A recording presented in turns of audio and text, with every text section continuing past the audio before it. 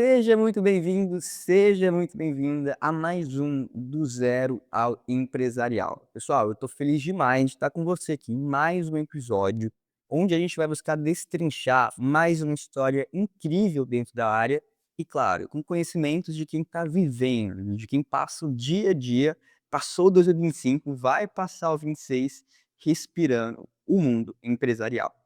E vocês já sabem que quem ajuda, quem consegue agregar valor, deixar o papo ainda mais interessante, é meu parceiro, meu colega David de Paula, advogado empresarial, já está comigo aí nessa empreitada, em trazer esse conhecimento para vocês.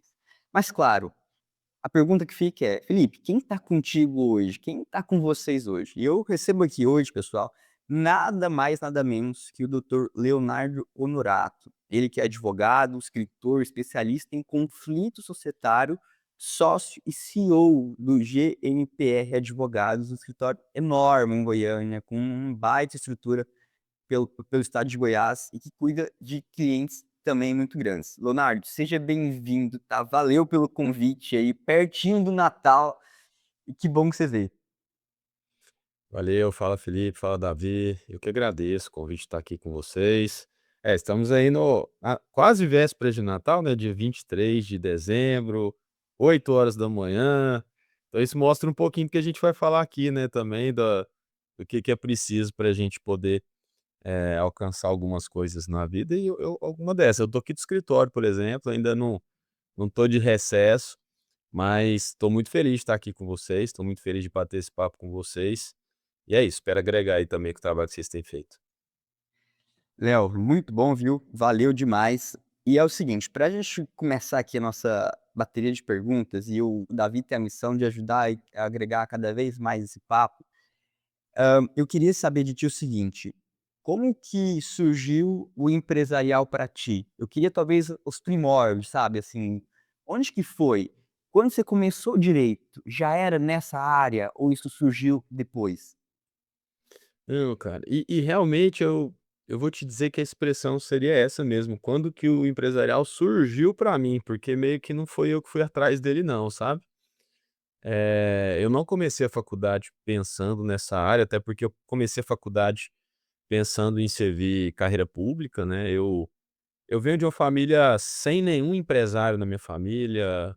Eu venho de uma família, até então, sem advogados com exercício mesmo na advocacia, então, a advocacia não era uma opção para mim que eu visualizava, né. Eu entrei na faculdade e desde o meu D1, assim, eu já queria concurso público, eu queria ser juiz, e por isso eu sempre tive uma predileção por matérias, de direito público no início da minha carreira, né. Então eu estudei muito constitucional, estudei muitas matérias que são mais rotineiras de concurso público do que direito empresarial, né. Ah, e é isso, então eu, desde o primeiro momento da faculdade, estudei para concurso, foi muito bom porque me preparou, me deu capacidade. Passei em alguns concursos ainda em faculdade. Foi quando eu virei assessor de juiz. Eu acredito que eu estava ali no meu sétimo período. Eu passei num concurso para estágio e logo fui puxado para o gabinete, fui assessorar juiz. E eu não gostei da experiência, que hoje eu vejo mais por onde eu estava do que propriamente da profissão. Hoje eu tenho amigos magistrados que eu vejo assim: "Nossa, cara, se eu tivesse experiência com essa pessoa, teria sido diferente", né, porque, eu tive experiência ruim onde eu estava. E aí foi muito ruim para mim, pessoalmente. Por quê? Porque meio que meu plano de início de faculdade foi por água abaixo. Tudo que eu cogitava, eu já estava 2 anos fazendo cursinho, porque eu já estava na minha cabeça de fazer cursinho dentro da faculdade para sair na frente. E eu: "Cara, e agora o que que eu vou fazer da minha vida? Eu não quero isso daqui, eu não quero ser essa pessoa especificamente", sei lá. E aí eu buguei minha cabeça e, enfim. Foi quando então, eu tinha um professor na faculdade que eu admirava muito pela competência, pela qualidade, que é o Lúcio Flávio, e bem nesse momento de de enfim, de não saber o que que eu fazia, eu fui falar com ele, né. E aí, eu mesmo provoquei isso, eu fui lá e falei: "Lúcio, olha, cara, eu que tô assim, dá-dá-dá, dá-dá-dá, queria ver", ele: "Cara, você quer estagiar comigo?" Aí eu falei: "Cara, advogado, eu sempre ouvi falar mal, os advogados que eu conheço aqui falam mal da profissão, tal". Mas pelo Lúcio eu falei: "Cara, quero ser advogado, quero estagiar, vou dar essa oportunidade para essa atividade que eu não conhecia, né". E aí no primeiro dia que eu entrei no escritório eu apaixonei na advocacia. E aí que for onde foram os pontos se fecharam e o empresarial surgiu, né. Quando eu me apaixonei pela advocacia, nesse estágio, eu minha cabeça de servidor público virou para iniciativa privada. Então eu comecei a, o que é iniciativa privada? Então as matérias que eu estudava que era de direito público, eu passei a estudar as matérias de direito privado, né, civil, empresarial, até estudei aí, enfim, independente da terminologia, direito tributário, mas matérias então aplicadas a empresários. Nesse momento, inclusive, eu comecei a namorar a minha atual esposa e meu sogro era empresário, e foi o primeiro empresário bem-sucedido que eu conheci, digamos assim. E aí meu sogro até falava de tributário e tal, só que eu comecei a enxergar mais a parte empresarial mesmo, de gestão, de sociedade. Aí eu, cara, eu conheci o empresarial.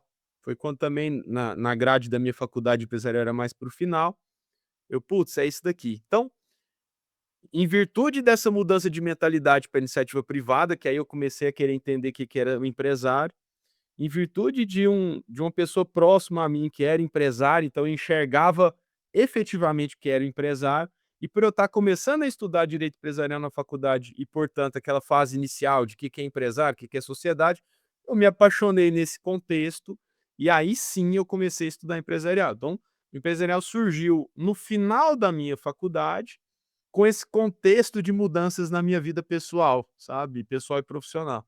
Então foi aí que o início, né, o zero para mim surgiu nesse momento. Léo, que muito bom dia.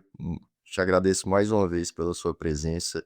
Reforço que você é uma inspiração para mim. Eu até tentei buscar esse e-mail, como ele é muito antigo, eu vou ter que buscar mais um e-mail que eu te mandei ainda da faculdade, né? Ali o Danilo, a Mansa aqui, que eu deixo já meu abraço também, minha gratidão. Porque, né, como você teve o Lúcio, eu tive o Danilo. O Danilo ali no primeiro semestre de faculdade, eu também queria concurso público, pensava em ser delegado, enfim, qualquer coisa nesse sentido. E o Danilo falou assim: "Davi, vamos estagiar comigo lá no escritório, você tem potencial".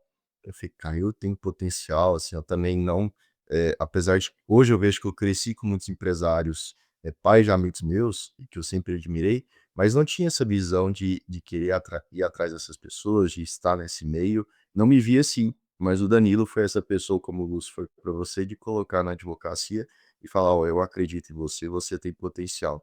Então sempre essa que eu me duvidei, que eu fiquei com dúvida acerca do caminho, eu me recordo dessa oportunidade do Danilo. E eu lembro de te mandar um e-mail, inclusive eu estava em Caldas Novas, ele estava, sei lá, acho que indo para metade da faculdade, cheguei a fazer ali o processo seletivo no Gympé, acabou que não deu certo, mas esse ano tive a oportunidade de trabalhar com vocês. Mas então é realmente uma inspiração aqui genuína, não realmente um elogio aqui na frente das câmeras, e eu ainda vou puxar esse e-mail para a gente quando você fizer o prefácio do meu livro, aí a gente coloca esse e-mail ali para contar a história, vai ficar bem legal. Léo, eu queria te fazer uma pergunta. Você chegou, então caiu de paraquedas quase nesse mundo empresarial da advocacia, e aí tem um dilema: captar clientes, os primeiros clientes. E eu já vi você contando a história de como a UAB, como ele a publicação de artigos, né, e assim, até a próprias dar aulas, né, te ajudou e como você sempre falou, captar clientes é difícil, é uma arte, não é uma coisa só, é uma, assim, ó, uma soma de diversos fatores que você pratica no dia a dia, que de repente chega em determinado cliente. Queria que você contasse um pouquinho sobre esse começo da advocacia, esse começo de captações, e como é que você foi utilizando ao longo do tempo aí a OAB, os artigos, as aulas, para conseguir, né, construir esse relacionamento e também captar seus primeiros clientes. Ô Davi, prazer falar contigo, fico feliz, eu quero ver esse e-mail aí, hein, cara, quero ver isso daí, e vai ser bacana, porque realmente sabe também do quanto eu sou grato aí o tempo que você teve aqui, você é um cara de um potencial absurdo e a gente vai estar junto aí em muitas coisas. Cara, vamos lá, e realmente assim,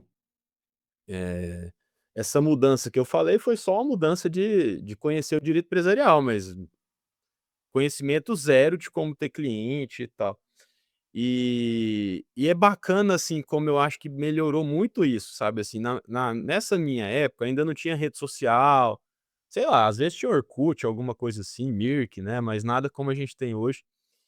E, cara, era uma dúvida muito grande para mim, então quem eu tinha, eu ia perguntar para professor, sabe, assim, eu sempre fui muito de perguntar para professor: "Professor", que eram as pessoas que eu tinha acesso, não tinha internet, né. Então: "Professor, como é que capta cliente e tal?" E eu nunca, encontrava uma resposta que eu gostaria, né, que seria uma fórmula mágica, um uma mudança de chave, "faz isso que você vai captar", né, nunca encontrei, né. Hoje a gente até tem cursos, né, a internet facilitou muito para você ter técnicas de prospecção, na minha época não tinha. Aí como que eu fui construindo isso, né. Primeiro que assim, eu realmente fui muito focado sempre em estudar, né. Então eu brinco que, assim, eu aprendi a jogar sinuca depois da faculdade, quando meu sogro colocou lá na fazenda, porque faculdade eu era um rato de laboratório, sabe, de biblioteca. Eu nos intervalos eu ia para a biblioteca estudar, tal, muito por conta da questão do que eu queria de concurso público o quanto antes. E esse hábito continuou na minha vida mesmo como advogado, então eu estudo pra caramba até hoje, né, tá. Acho que o Davi sabe o quanto que eu leio, enfim. E então, eu de fato sempre busquei minha qualificação, né. E eu acho que isso foi um diferencial, porque os locais em que eu fui, me inserindo, eu mostrava essa minha competência técnica, digamos assim, né. E eu tive uma dificuldade muito grande de se mostrar. Então o primeiro passo que eu considero que mudou minha vida para prospecção de cliente foi sair daquele quadro de pessoa introspectiva, porque, pô, você ficar 5 anos dentro de uma biblioteca sem se relacionar, você vira uma pessoa de difícil relacionamento. Os meninos aqui do escritório, assim, meus sócios hoje, né, na época eles falavam: "Cara, o Leonardo é muito bom de técnica, mas advocacia é prospecção", então tinha até uma certa dúvida se eu seria um grande advogado ou não e tal, por conta disso, ficava atrás de um computador, né. E aí eu fui entendendo que eu não ia ter cliente ficando atrás de um computador, que eu precisava, sair, eu precisava mostrar as coisas, né, mostrar quem sou eu, enfim. E aí, realmente, o que que eu acho que foi importante na pra questão da minha prospecção e que eu acho que é a mentalidade que eu tenho até hoje. Eu preciso estar no maior número de locais que eu posso estar, porque a venda eu faço, né, assim, com a qualidade técnica que eu desenvolvi e com a capacidade que eu tive de melhorar minha oratória e tudo, estudar sobre isso, eu preciso é estar, me conectar com as pessoas, né. E eu passei a procurar isso, né. Então eu passei a procurar aonde que eu podia dar palestra, né. Eu olhei, assim, o que que eu fiz? Eu olhei minhas grandes referências de advogados, né, que eram de sucesso e tudo, falei: "Que esses caras fazem?". Eu vi que todos eles davam palestra, eu vi que todos eles escreviam, eu vi que todos eles estavam em algum grupo, seja a OAB, seja alguma associação. Então foi todos eles davam aula. Eu falei: "Cara, eu preciso fazer tudo isso que esses caras fazem. Mas como é que eu começo?". Aí eu comecei. Mandei currículo para faculdades, sei lá, acho que de 20 currículos que eu mandei, eu tive 10 respostas negativas e 10 ausências de resposta, não tive resposta nenhuma. Palestras, eu fiz um modelo de palestra, falei: "Olha, eu quero estou rodando aí Goiânia para falar desse assunto, tal". Fui olhando os e-mails, assim, da Federação da Indústria, da Associação dos Empresários, faculdades, e mandava o e-mail com um slidezinho lá falando que eu queria dar palestra. Novamente, metade não me respondia, metade falava que não, né. Só que desses agora das palestras, um disse sim, né, que eu nunca esqueço, foi a Universo, que é uma faculdade aqui de Goiás, e eu: "Putz, e agora, né, nunca dei uma palestra na minha vida, mas consegui um local que me aceitou". E eu fui e tal, dei a palestra, assim, eu me recordo que eu não gostei da palestra que eu dei, né, você sabe quando não flui o negócio, não fluiu. Depois no Facebook, na época já tinha Facebook, uma pessoa foi lá e fez um comentáriozinho que a palestra foi ruim, depois fiquei sabendo que era uma pessoa, enfim, não preciso falar aqui que é gravado, né. Mas enfim, e eu podia ter parado naquele momento, sabe, falou: "Cara, nossa, eu sou péssimo, eu não dou conta de fazer isso aqui, blá-blá-blá". Mas eu entendi que era um processo, entendeu. E eu entendi que, cara, não foi como eu gostaria, mas não foi ruim não, assim, eu passei o que eu queria. Eu consegui me preparar e eu consegui minimamente passar o conhecimento que eu queria. Vamos embora, eu vou melhorar. E continuei mandando. E agora eu já tinha tido experiência, eu já tinha uma fotinha, já mandava uma fotinha. E veja como vai, melhorando a sua capacidade de prospecção à medida que você vai fazendo as coisas, né. Aí eu já comecei a teve um processo seletivo na faculdade, passei, aí eu comecei a dar aula. Entrei para a OAB, né, e na OAB eu sempre procurei fazer coisas lá dentro, não só participar da comissão, mas desenvolver projetos e tudo. E aí o que que eu percebi? Que de fato, se eu quisesse prospectar, eu precisava era fazer tudo que eu pudesse, né. Então, só para vocês terem uma ideia, o maior cliente fixo que o escritório tem hoje, ele veio dessa teia de que eu estou comentando com vocês. Um ex-aluno meu que eu ajudei na monografia, mesmo não sendo orientador, porque ele queria falar de um segmento específico, e eu era professor de empresarial. Veio me pedir ajuda, eu ajudei sem ser orientador. Esse cara era assessor jurídico de uma grande companhia do estado.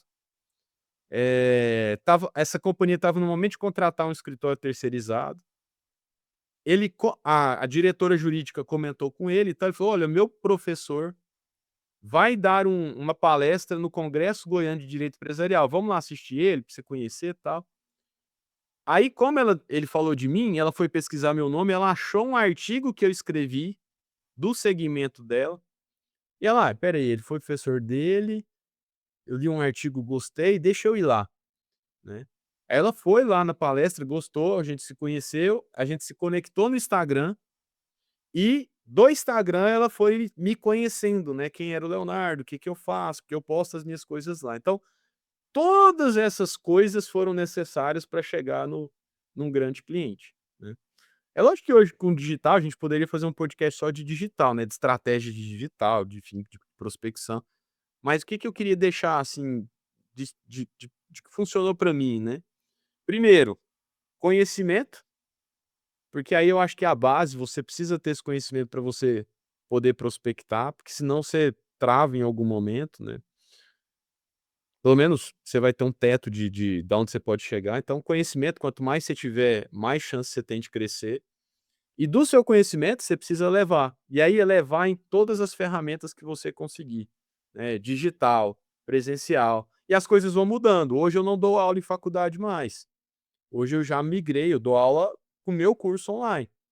Por quê? Porque na faculdade eu dava aula para 60 alunos vezes 3, 180 alunos. Na internet eu posso dar para milhares. Então eu percebi que a sala de aula internet, para mim hoje, com a construção que eu já consegui, era maior do que uma sala física, né. Então você vai, obviamente, mudando, mas se eu pudesse falar como que eu comecei a minha prospecção, foi nesse formato, né. Depois disso eu fiz N cursos, leio pra caramba sobre prospecção, sobre técnicas de comercial, né, enfim, mas o meu começo, para quem está começando, eu diria isso: tenha conhecimento e procure se inserir nesses locais em que suas referências estão.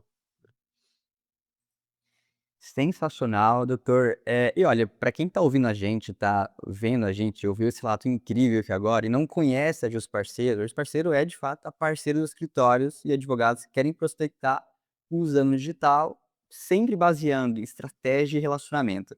E aí, doutor, eu queria te perguntar o seguinte: você me contou que, olha, eu não tinha empresários grandes na família. Meu primeiro contato foi com meu sogro. E eu queria saber de ti se, como foi a sua construção, porque você era concurseiro, estudava para concurso. E você vai para um caminho que você vai sentar com o empresário. E o empresário ele tem uma linguagem diferente, ele é muito diferente, assim, do que é aquilo na academia do direito, né. Como que foi para ti esse início? Se foi tranquilo? E quais que você desenvolveu que te ajudou a sentar com o empresário e passar uma tranquilidade para ele, para fechar um contrato, para ele ter a confiança. O que que foi importante demais para ter isso? Boa, Felipe. É uma pergunta boa, porque, assim, eu realmente, nesse momento, eu sabia quem era meu potencial cliente, mas eu não o conhecia, né. Aí foi aquele meio que o globo rural, né, empresário, quem é, o que come, o que fazem, onde estão. Eu fui investigar quem que era esse cara, quem que era esse tal de empresário aí que eu estava querendo ir atrás, né. Então, o que que eu fiz, né? Você pode perceber que o relato que eu dei até agora, ele se voltou muito para uma prospecção de autoridade, que normalmente a prospecção de autoridade, ela vem via indicação de advogado, né, que hoje, assim, representa muito para mim, para minha prospecção, né, que são colegas advogados de outras áreas, ou mesmo de empresarial que às vezes chegam algo numa complexidade que entende que prefere não fazer e conduzir com alguém que acha como, sim, alguém que se vê como uma autoridade. Então, palestras, congressos, sala de aulas, é um marketing de autoridade para você ter essas indicações de colegas advogados que a gente precisa enxergar como advogado, como parceiros, né.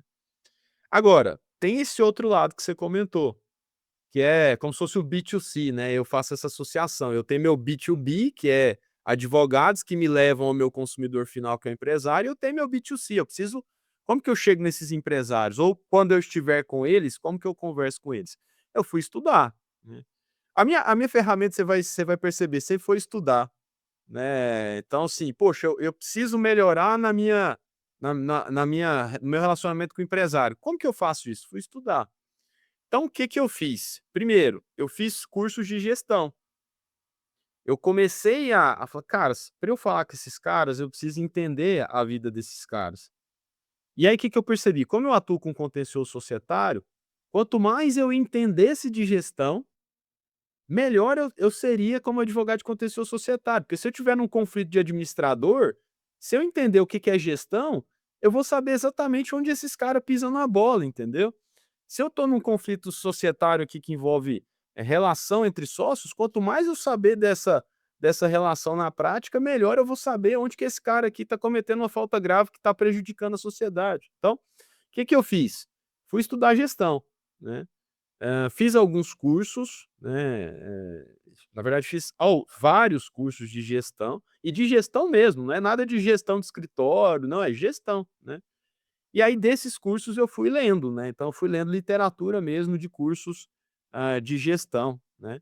E aí, e além disso estudando, lendo noticiários, né, peguei ali, algumas revistas e sites que esses empresários normalmente lê, né, da parte econômica e tudo, e fui fazendo isso. E realmente isso foi um diferencial gigantesco, e eu acho que é um diferencial gigantesco para quem atua na área empresarial. Porque você sentar com um cliente e saber falar a língua dele, saber falar entender o que que ele está falando, que tá: "Doutor, então o cara não me apresentou esse aqui e tal, fez o orçamento assim, assim, assado". "Pô, mas a base do orçamento tá errado aqui". O cara olha para você e fala: "Porra, esse cara sabe o que que ele está falando", né. Por quê? E à medida que você vai tendo conflitos societários, no meu caso, você vai aprendendo inclusive coisas novas, mas agora ficou mais fácil de você aprender, porque você enxerga o todo, né. Então, eu tive uma necessidade de estudar quem era o empresário para eu poder sentar com ele, né. Então isso dá uma segurança muito grande, né. Então e olha como tudo que você faz, é um ganha-ganha, né, digamos assim. Como eu comecei a fazer cursos de gestão e ler sobre gestão, eu comecei a frequentar associações de empresários, né. Além de OAB que eu frequentava com outros advogados, eu comecei a frequentar associações de empresários. Então, tem o LEAD, enfim, tem inúmeros outros associações que você pode frequentar com empresários. E aí eu frequento lá não como um advogado que quer prospectar você, um estranho no ninho. Eu frequento lá como empresário que eu sou, né. Eu tenho um escritório, eu tenho equipe, portanto eu faço gestão. Então, quando eu estou naquele meio ali, eu não estou como Leonardo, advogado societarista, eu estou como Leonardo, empresário do segmento de advocacia, né. E isso me conecta com eles, né, porque aí os meus papos com eles não são de assim: "Amigo, você está precisando de um advogado na sua empresa?" É não, cara, porra, eu tô com uma dor lá no escritório assim, porque a equipe é assado, poxa, o que que você faz? Deixa eu entender sua empresa aqui para eu ver se tem alguma coisa que eu aproveito na minha. Isso gera uma conexão e naturalmente essas pessoas se conectando, elas sabem que você é empresário, elas veem o seu escritório com mais valor, porque o seu escritório é um escritório que pensa em gestão. Então, como que eu melhorei a minha comunicação com esse meu cliente empresário? Quando eu entendi que eu também sou empresário e, portanto, eu sou como ele e eu tenho uma linguagem para falar como ele, entendeu? Foi inclusive que eu fiz essa migração para auxiliar na gestão do escritório também, já que eu estava já nesse ambiente, sabe? Não, e eu acho que a gente está nessa construção e eu consigo, né, como eu te falei, te acompanhando, eu consigo ver você falando e essa construção ao longo dos anos. E como é que foi durante esse começo ali, né, e já chegando ele no meio da sua carreira, a relação entre assessorias jurídicas e essa construção de autoridade para atuar em casos específicos, como, por exemplo, conflitos societários. Como é que você visualizou? Se isso foi mais uma necessidade do dia a dia ou qual a estratégia você aplicou para isso? Que eu vejo, né, e até tem um grande sócio seu que reconhece que esse modelo como o modelo ganhador atual, né, de assessoria jurídica junto com uma autoridade que você consegue atuar em casos específicos com tickets maiores. Queria entender como é que foi isso, quais foram as estratégias, quais foram os acasos que já foram acontecendo também para que chegasse a esse nível, né. Boa. Bom, então, hoje, de fato, para contextualizar, eu tenho um escritório, né, que basicamente a estrutura do escritório ela está voltada para assessorias e também auxilia também em algumas causas específicas, e, eu executando mais esses contenciosos societários, né. Então, quando eu falo assim, o escritório hoje está com 134 pessoas. Poxa, 134 pessoas para fazer contencioso societário? Não, é por conta desse modelo misto, de assessorias jurídicas, e aí é onde você tem realmente uma maior necessidade de volume de pessoas atendendo, e causas específicas, né. Como que surgiu esse modelo, né? Assim, sendo muito sincero, eu acho que, assim, muito das coisas eu fui planejando à medida que elas foram acontecendo, sabe. Hoje eu sou mais proativo em planejamento estratégico, mas eu não era. E é importante que seja dito isso, senão vai parecer que quando eu tinha 18 anos de idade eu fiz um planejamento e que hoje eu executei à perfeição e não, eu não fui um visionário, tá, nesse sentido. Eu sempre quis ser um grande advogado da área empresarial, sempre quis ser referência, essa era a minha meta lá dos meus 18 anos, mas eu não imaginava ter o modelo que eu tenho hoje. Foi uma construção. O que que eu reputo a isso? Primeiro, a assessoria jurídica foram os meus primeiros clientes. Eu não comecei minha advocacia já tendo contencioso societário, sabe, porque contencioso societário, você precisa ter uma autoridade maior para você começar a ter e tal, ou estar numa estrutura maior que eu não tinha. O escritório, eu tô falando que hoje tinha 134 pessoas, mas na época eu tinha 6, né, então era outra realidade. E aí os meus primeiros clientes foram assessoria jurídica. Por quê? Era empresário, digamos assim, então estava nessa minha linha de mentalidade de empresário. Mas sabe quando a sua veia de concurso público ainda estava na sua cabeça ali, ó, então a assessoria jurídica era uma forma de eu ter estabilidade financeira. Eu tinha esse receio na advocacia, então quando eu percebi que era possível atender empresário recebendo um valor mensal, isso me chamou a atenção naquela época. Poxa, dá para ter uma estabilidade mais ou menos, né, obviamente você pode perder cliente, na advocacia, que legal. Aí eu comecei a ter assessorias jurídicas, né. Então comecei com assessorias jurídicas. Aí em assessoria jurídica eu comecei a perceber uma coisa, eu falei assim: "Cara, daqui do escritório, cada sócio tem uma especialidade", né, e aí eu fui olhando, falei e não foi um planejamento, cada sócio tem um plano de negócio. Hoje a gente até estimula que a gente especialidades que a gente não tem, a gente desenvolva alguém aqui, mas na época não. Eu falei: "Cara, isso aqui é uma baita oportunidade para assessoria jurídica". Porque os grandes escritórios de Goiás são escritórios de normalmente 1, 2 advogados e de uma área específica. Aqui a gente tem 5, 6 referências no estado de áreas diferentes. Poxa, isso aqui para eu vender para uma empresa é maravilhoso, né, ela vai ter o que a gente chamou de um escritório multiespecialista, diferente de um full service. Nós não somos full service atendendo tudo, a gente tem um atendimento de tudo com especialidade. Aí o que que a gente começou a fazer? Investir em assessoria. E aí, lembra que eu fui falando que eu fui planejando ao longo do tempo? O que que eu percebi?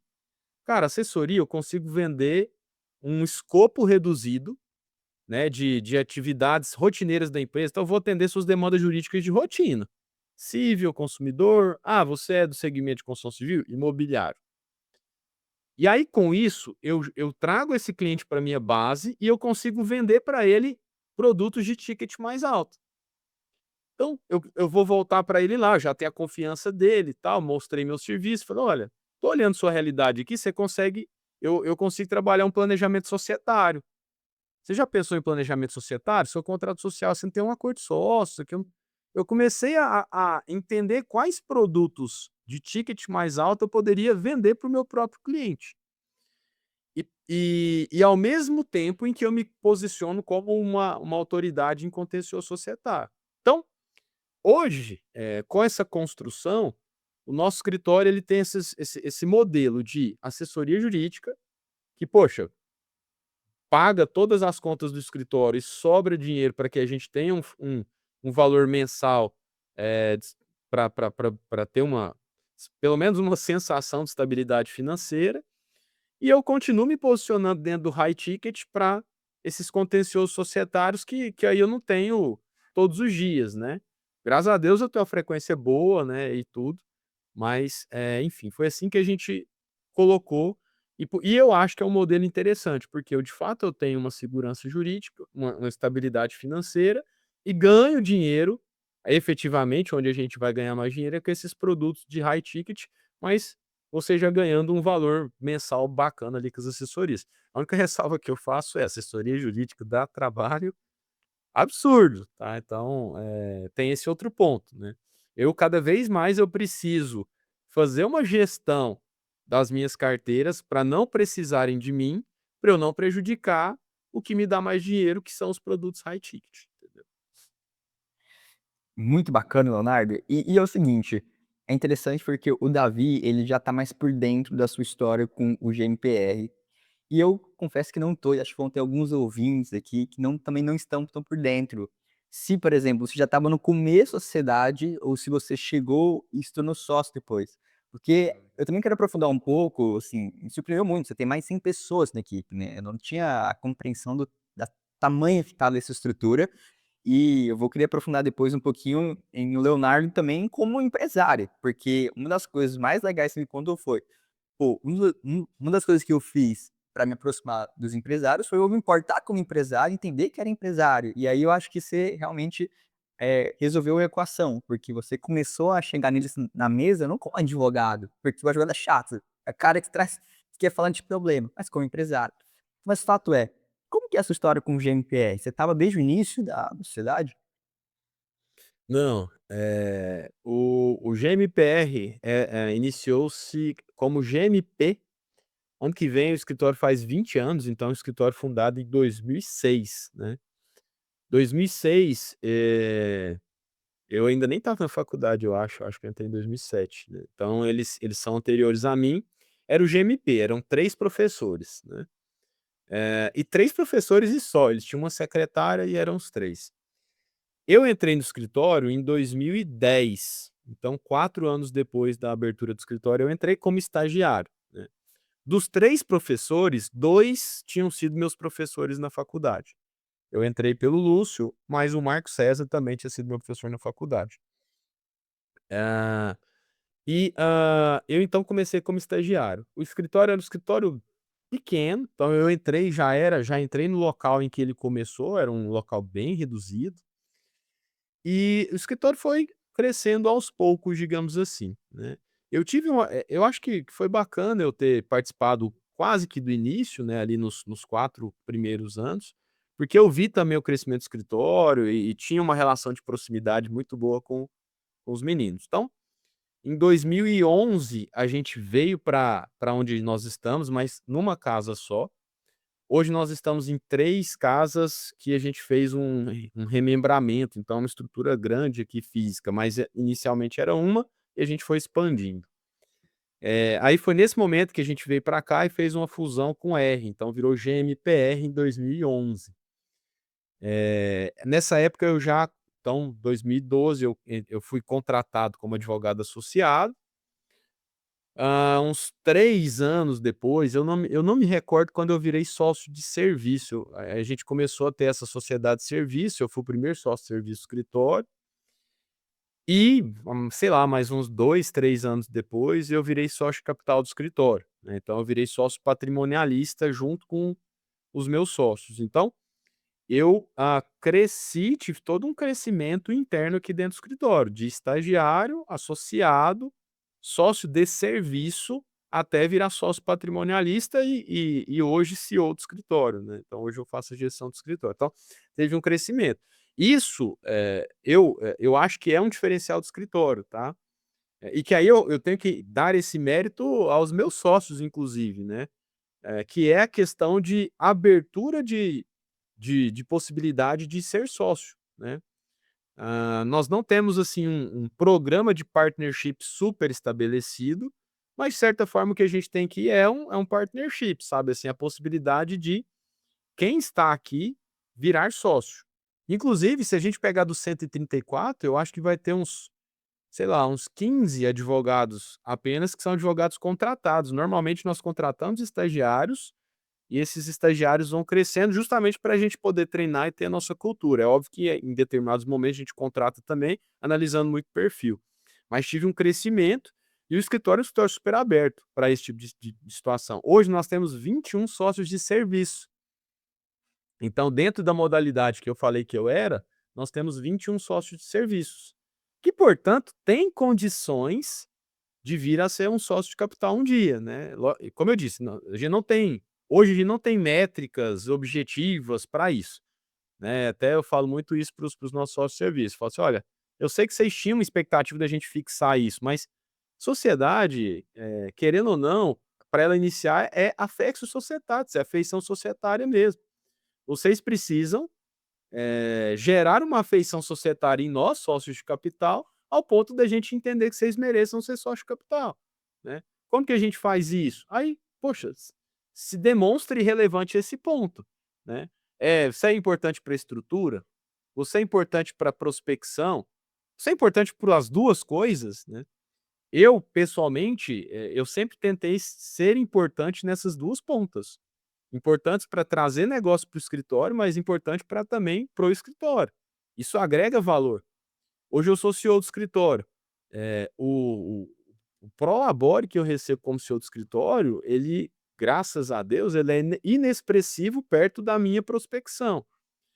Mas eu entendo que isso me gera um valor também agregado, primeiro, de eu possibilitar que o escritório cresça, porque eu tenho esse conhecimento de gestão, e o escritório crescendo, isso me ajuda diretamente, né, nem indiretamente, porque eu consigo ter um bom atendimento para os meus clientes e, obviamente, fazer um uso dessa situação. Então, é isso, sabe, assim, eu tenho esse histórico de ter sido estagiário e hoje ter sido sócio capital e CEO do escritório, e isso é uma via ainda aberta, né, que a gente, sendo muito transparente e honesto, a gente não tem isso em métricas, a gente já pensou em colocar, mas no final a gente falou: "Cara, sócio aqui no escritório ainda sócio é um negócio que, assim, quem que a gente quer ser sócio patrimonialista, a gente vai decidir, não é um negócio que, se você atingir tal métrica você vai virar", sabe, ainda tem uma situação de affectio societatis dos sócios patrimonialistas. Léo, muito bacana. Eu queria conversar com você. A gente já trocou essa ideia pessoalmente sobre ecossistema, né? E até no seu curso de conflitos societários, que é importante ressaltar que façam esse curso quem atua em societário ou quer atuar em societário. Eu participei da primeira turma enquanto eu nem ainda trabalhava com o Leonardo, então realmente eu posso falar aqui sem qualquer tipo de conflito de interesse. e que eu vejo que você foi criando um ecossistema ao seu redor. Você já deu algumas pinceladas sobre isso, sobre B2B, B2C, então eu construo autoridade perante advogados e eu vou atrás também do meu cliente final. Você já comentou, né, sobre contadores, sobre assessores financeiros. Eu queria entender de você como que você está construindo esse ecossistema seu, se você entende que todo advogado deveria construir um ecossistema ao seu redor, ou um ecossistema ao redor do escritório também. Queria ouvir isso um pouco de você. Boa. Então, assim, como eu disse, hoje eu consigo enxergar melhor as coisas para planejá-las, né. E assim, eu tenho essa honestidade intelectual com quem está ouvindo também, para não parecer que quando eu era muito jovem eu já estruturava isso, mas quanto mais cedo a gente conseguir fazer os nossos planos e executá-los, melhor. Mas o que que eu fui fazendo? Então eu falei, né, eu peguei ali uma assessoria, eu entendi que eu posso vender um high ticket, aqui eu começo o meu ecossistema, né, então, para revender dentro daqui. O que que eu fui fazendo? Eu fui conectando as pontas que eu estava trabalhando. Então eu peguei meu digital, sempre produzindo digital, sempre. Então, desde o do início do Instagram eu estava lá produzindo e tal. Na época com 50 seguidores, problema, eu estava lá aparecendo, dando as caras com habitualidade, todo dia e tal. Só que sempre gratuito, minha estratégia do online sempre foi trazer para o offline, então eu usava o Instagram para me mostrar, gerar autoridade para que a minha base de seguidores me tivesse como uma opção quando elas precisassem, né. Aí eu fui estudando o digital, falei: "Cara, espera aí, o digital tem mais do que isso. Tem esses cursos online aí". Eu falei: "Pô, mas será que esse curso online vai me remunerar o esforço que eu vou ter nisso?". Aí eu fui falando: "Cara, mas não, existe tem como eu conectar as coisas aqui que o meu ecossistema vai ter um valor muito bacana, independente de quando eu vou estar rentabilizando do meu online". Aí o que que eu fiz? Lancei o meu curso de contencioso societário na prática, CSP. Aqui já tem uma conexão relevante, porque eu lancei esse curso no na empresa do Alasca, né, que é do Samer Agi, do André Santa Cruz, do Jailton Lopes e do Pablo Arruda. Então tem 2 caras aqui do empresarial, que é o Pablo Arruda e o André Santa Cruz, e tem 2 caras fortíssimos no digital, que é o Samer e o Jailton. Então, aqui já vem uma conexão. Então, pô, espera aí, o meu curso já tem o primeiro valor agregado, que é eu ser associado com esses caras aqui, cara, que eu vou estar junto deles e vou estar ampliando algumas frentes com eles, né. Para além disso, eu vou lançar o curso e eu vou ter um retorno financeiro desse curso, porque o meu curso, ele tem um valor, né, que eu recebo, né. Para além disso, os meus alunos serão alunos do Brasil inteiro. Então no meu projeto de autoridade nacional, faz sentido. Então eu vou gerar o meu curso, eu vou gerar autoridade dentro de contencioso societário para o Brasil inteiro. Esses meus alunos lembra do que o advogado é um potencial gerador de cliente? São potenciais geradores de clientes para mim no Brasil inteiro, né. Além disso, o meu curso, ele tem uma parte de junta comercial que ele é interessante para contador. Então eu vou gerar um outro potencial gerador de riqueza que é um contador, né. Então eu fui, percebendo que dava para conectar tudo, né, fazendo esse ecossistema de online para gerar autoridade, mas gerar rentabilidade, gerar potencial indicador de advogado, que me gera potencial assessoria jurídica, que me gera possibilidade de high ticket, e o high ticket está conectado com o meu digital, porque no meu digital eu só falo de high ticket, eu não falo de assessoria jurídica. Então, quando eu vejo hoje, tudo que eu faço está conectado e tudo que eu faço está me gerando valor. Seja valor financeiro, seja valor de relacionamento, como eu falei, né. Então, a dica que eu dou nesse sentido é: procure desenvolver atividades e projetos que gerem efeito cascata, né. Tem um livro muito bacana que é A Única Coisa, né.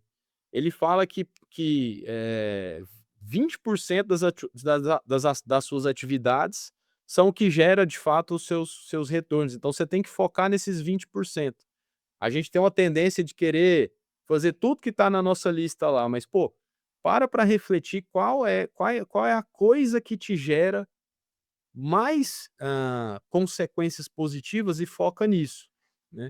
Então é isso que eu fiz, eu fui limpando algumas coisas e focando no que efetivamente gerava esse ecossistema, entendeu. Então, sala de aula presencial, para mim fez muito sentido, e ainda faz muito sentido dependendo do seu planejamento, tá. Se você estiver falando de um professor de uma universidade federal, de um professor de uma USP, por exemplo, vou dar um exemplo mais que se eu falar às vezes de Goiás não fica tão claro para todo mundo, eu sei que vocês têm alcance nacional. Se você ti um professor de uma USP, gera um valor agregado para o contencioso societário, por exemplo, inestimável. Então se eu desse aula na USP, eu não ia sair da USP, né. Então, você tem que entender na sua realidade, o seu planejamento e ir limpando. Para mim, regionalmente, nas faculdades que eu dava aula, já fazia mais sentido essa minha digitalização, né. Mas não necessariamente eu estou falando que é em tudo, né. Então amanhã vai todo mundo parar de dar aula em faculdade. Não, pensa na sua realidade, no seu planejamento, na sua fonte de receita, tá. Isso aqui eu tô pincelando o meu contexto, a minha realidade, para que cada um pegue o que der para aproveitar para sua vida. Muito bacana, Leonardo. Bem, pensando no ano que vem, 26, como que você e aí com essa mentalidade e obviamente essa visão de empresário, como que você monta um planejamento para o seu escritório, enfim, para 26? Você já contou alguns detalhes do seu fase de prospecção, mas como que é para vocês hoje sentar e planejar 26 numa estrutura tão grande que obviamente te traz muita responsabilidade, né, você tem muita gente sob suas asas, é uma responsabilidade diária de trabalho, de gerar resultado também. E como que é isso? Boa. Eh, assim, e acho importante ser dito, né, que por mais que o escritório seja um escritório que pensa muito em gestão, esteja do tamanho que tá, também não é perfeito, né, a gente tem nossas dificuldades, a gente tem nossos desafios, enfim, mas a gente pelo menos tenta, né. E como que a gente tenta? Volto a falar, foi muito importante para mim estudar, então eu estudei ferramentas de gestão. Eu faço planejamento do escritório com base em 2 ferramentas de gestão, que chama Growth e OKR, né, que quem quiser estudar um pouco também, porque a gente não vou dar uma aula disso sobre aqui, tem um livro chamado Hacking Growth e um livro que chama Avalie o que Importa. São livros que eu acho que são iniciais aí para quem quiser estudar, tá. Mas eu vou dar exemplo concreto para não ficar teorizando aqui, tá. E aí só para saber, para quem quiser, aprofundar um pouco, são esses 2 conceitos que estão abrangidos no que eu vou falar aqui. Então, o que que eu faço para planejamento dentro dessas 2 coisas, mas sem ficar focado muito em teoria. Eu como a gente olha que curioso, eu tenho 134 pessoas aqui. Eu tenho uma baita fonte de pesquisa interna sem precisar ir para o mercado. Antigamente eu tinha que ir conversando com amigo e tal. Hoje eu tenho 134 pessoas para responder questionários aqui, enfim. Então o que que eu faço? Eu faço formulários. Lembra que eu falei de B2B, B2C? Então meu B2C, meu B2B não é advogado? Eu tenho 130 aqui, dá para eu fazer uma análise com eles. Meu B2C não é cliente? Eu pego os meus clientes de perfil ideal, eu seleciono meus 10 clientes de perfil ideal, que eu falo: "Cara, quem que eu quero focar no ano que vem?". Aí eu pego os meus clientes, os 10 principais de perfil ideal do que eu quero, e eu vou fazer formulário com essas 2 frentes. Então, com o meu time aqui, eu separo por faixa etária e por posição, que aqui a gente tem lá, advogado, 1, 2 e 3 e sócio de serviço, sócio de capital. Então, eu faço individualizados formulários, justamente para eu pegar o quê? Analisar faixas etárias e faixa de estágio profissional. Aí eu pergunto: "Tirando o GMPR, quais os escritórios de Goiás que você admira?", alguma coisa nesse sentido, né. Tirando além de Goiás, a nível Brasil, quais os escritórios que você admira? Quais os advogados que você admira? não podendo ser ninguém de dentro do escritório, né. Eu faço essas perguntas, seguindo essas faixas etárias. Depois disso, eu vou ter as respostas. E essas respostas vão nortear as minhas teses, para eu planejar, fazer meu planejamento estratégico. E olha, eu vou dar um exemplo disso, tá? Quando o nosso escritório era um escritório que já era grande, mas não tinha uma fachada bacana. Se você passasse na porta, você não ia ver que era o escritório. Porque a gente sempre foi muito, não sei se é austero a palavra, mas enfim, a gente nunca quis gastar ou aparecer e tal.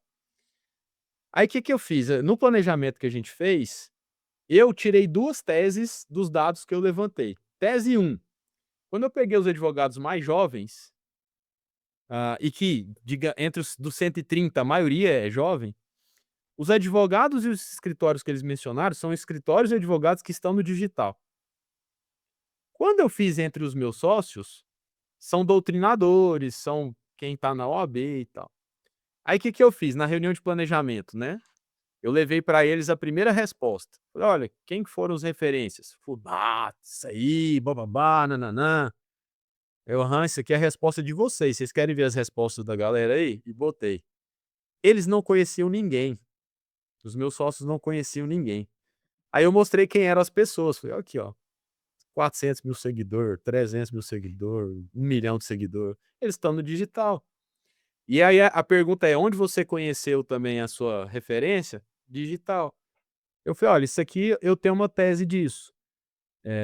Se a gente quer ser um escritório centenário, como a gente fala, é impossível sem a gente pensar no digital, porque a nova geração está olhando para o digital." E olha como planejamento é um negócio sério. A gente não pode também deixar de lado a doutrina, a OAB e tal. Por quê? Porque a faixa etária deles, por exemplo, olha isso. A gente tem que continuar, porque essa faixa etária é a faixa etária que está mais com um bastão hoje em dia. Só que a gente já tem que começar a trabalhar aqui embaixo, porque quando esse bastão for passado, a gente tem que continuar bem posicionado. A outra resposta deles foi: eu peguei a resposta dos clientes de perfil ideal. Quando eu pego os escritórios que eles mencionaram e qual era o principal valor que eles viam naqueles escritórios, aí eu fiz a pergunta para os meus sócios: "O que que vocês acham que eles falaram?" "Não, técnica, não sei o que lá, nã-nã-nã." Cara, estrutura, estrutura. Eu falei: "Então, se o cliente está falando que ele quer estrutura, nosso planejamento tem que pensar em estrutura." E foi quando a gente: "Não, então vamos fazer uma fachadona e tudo." E a gente viu que deu resultado depois, entendeu? Então como que eu faço planejamento de escritório? Eu preciso buscar dados, né, dos dados eu extraio teses e, com base nas teses, eu crio os objetivos e os resultados chaves para eu atingir meu objetivo. Então, estrutura, digital, são as teses que eu tenho que agora criar os objetivos para eu ter o crescimento nessas teses. E aí, do objetivo, eu tenho que falar: beleza, plano de ação. Quais são os resultados chaves que vai mostrar que a gente está atingindo o objetivo que a gente traçou?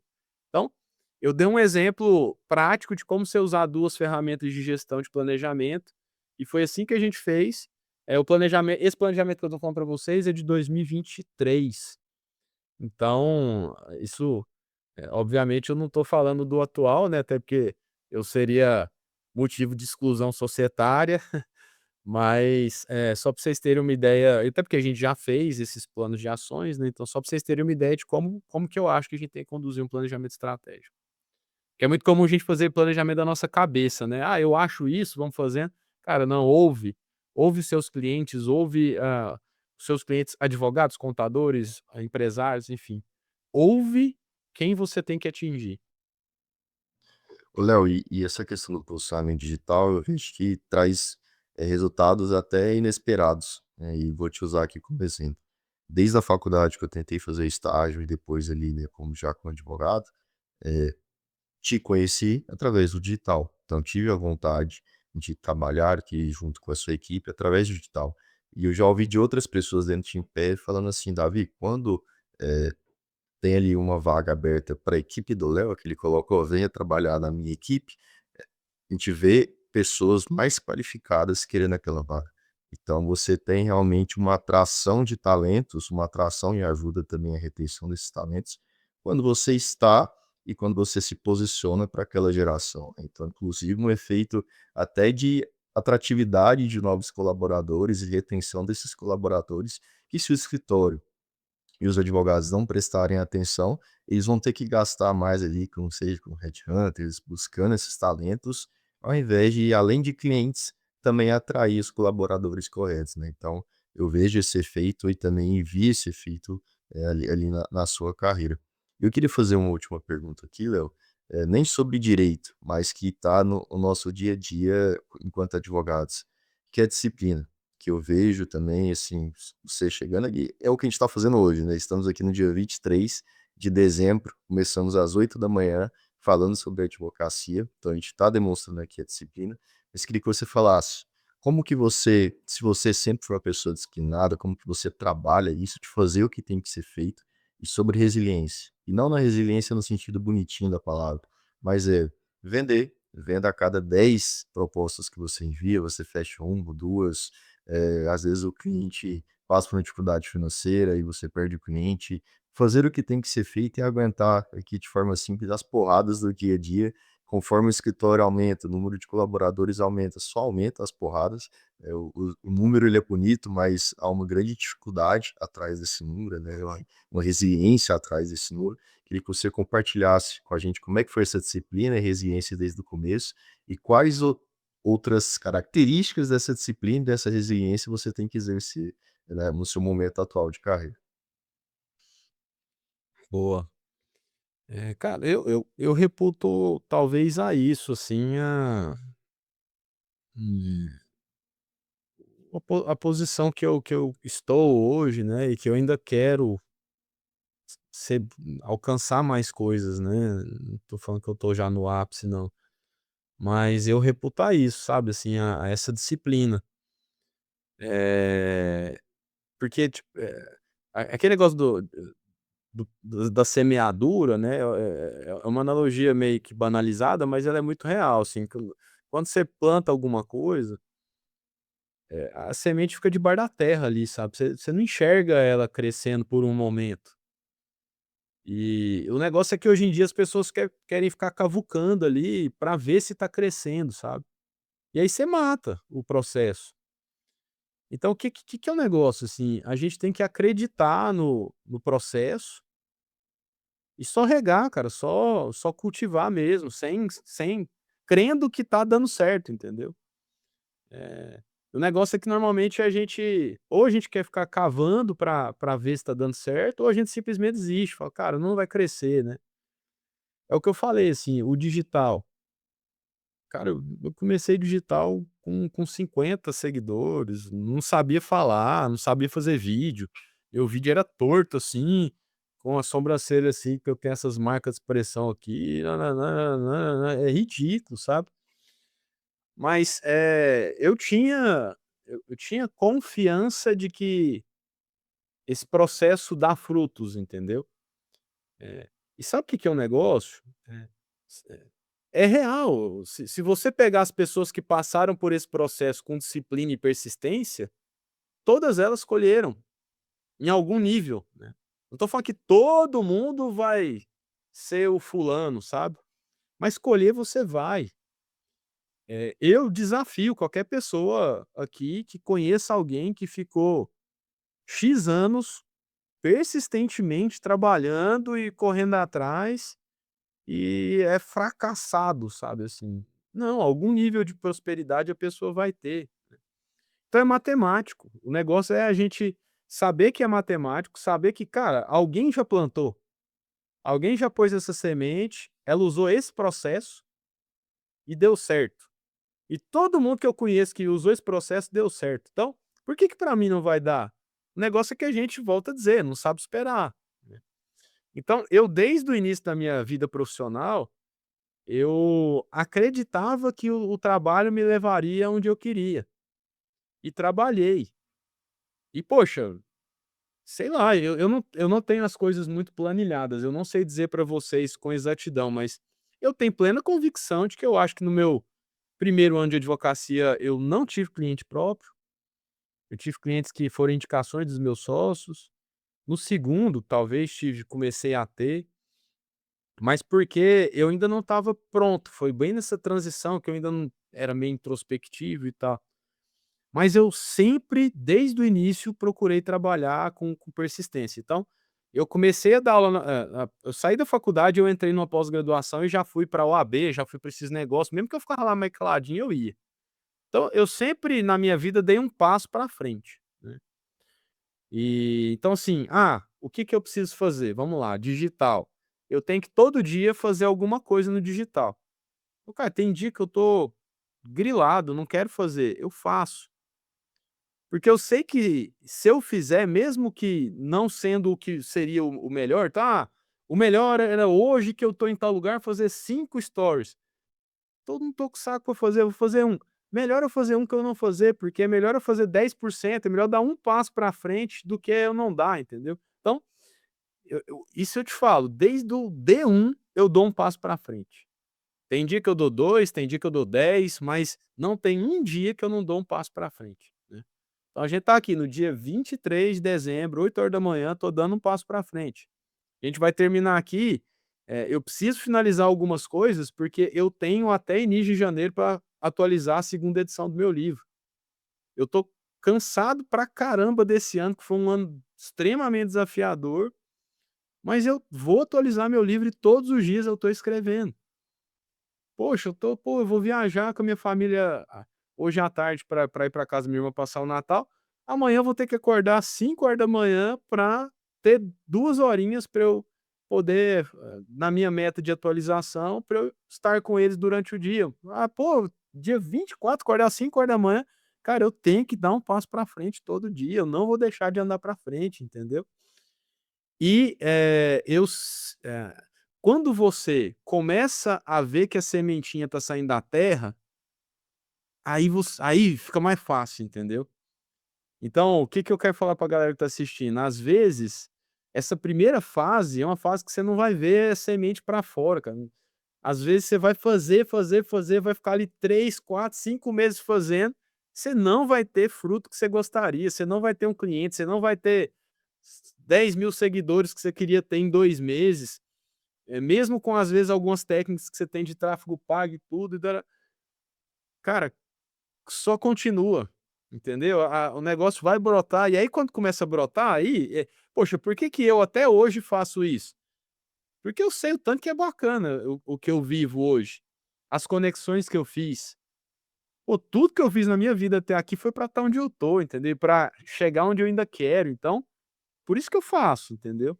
Mas se você tá no começo, que eu queria o que eu posso falar de mensagem é: continua, continua, entendeu? Não sei se a sua colheita pode ser de 1 ano, de 2 anos, mas cara, vai rolar, e aí você vai ver que tudo fez sentido, entendeu? Então tenha persistência porque dá certo, é simples assim.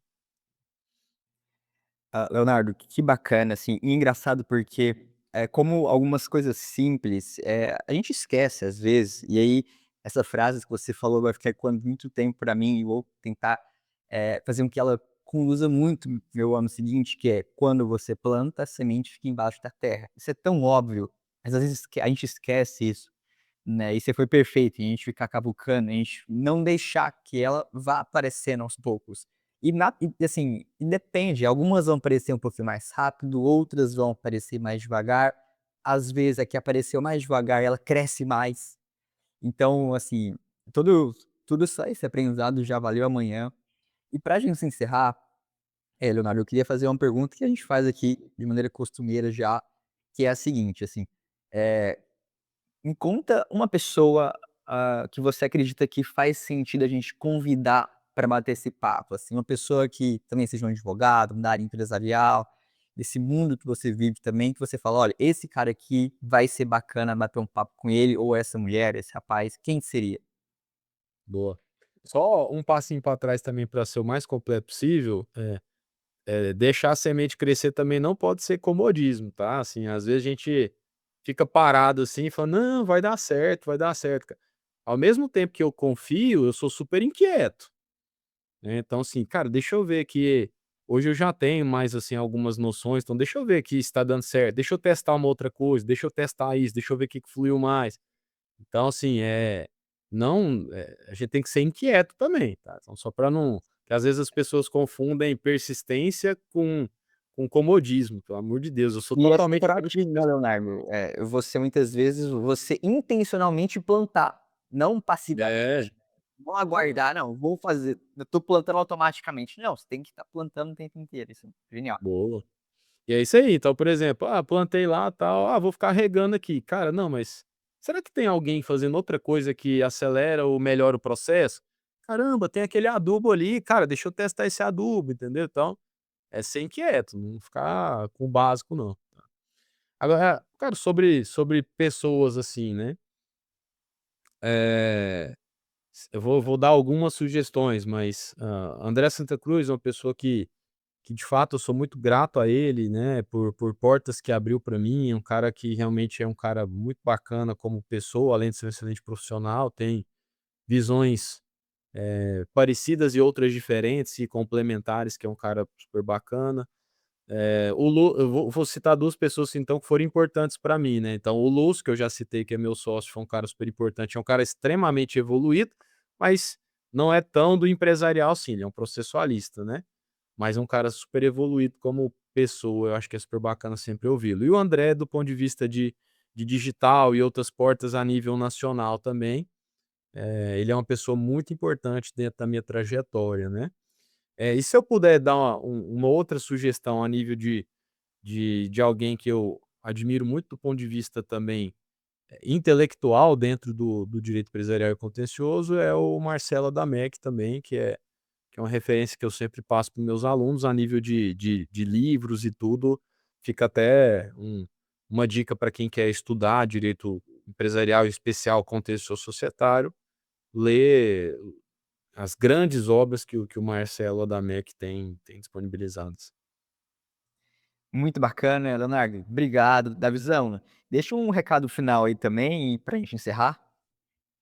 Léo, muito obrigado. Eu também quero deixar registrado que eu me recordo de estar na sala do Léo, a gente conversando. Eu cheguei de forma inquieta, falei: "Léo, eu quero fazer tal especialização em Brasília, é terça e quinta". Aí eu lembro que foi numa sexta-feira, ele: "Davi, posso pensar?" Eu falei: "Claro, pode pensar". A gente chegou para conversar e ele me contou justamente essa história de plantar, falou assim: "Davi, eu acredito que você está no caminho certo, você está plantando, você tem que ter paciência e não cavar o buraco, né, para antes de deixar, crescer". Então, eh diversas coisas que o Léo falou, eu tive uma experiência grata, agradeço mais uma vez pelo tempo, Léo, e tenho certeza que esse bate-papo, quem prestar atenção nele, quem fizer as anotações e tiver a disciplina e a paciência para colocar em prática, tenho certeza que é sucesso garantido, assim, que os frutos vão vir, que não vai ser fácil, não vai ser do dia para a noite, mas os frutos vão vir. E a advocacia sim ainda tem esse espaço.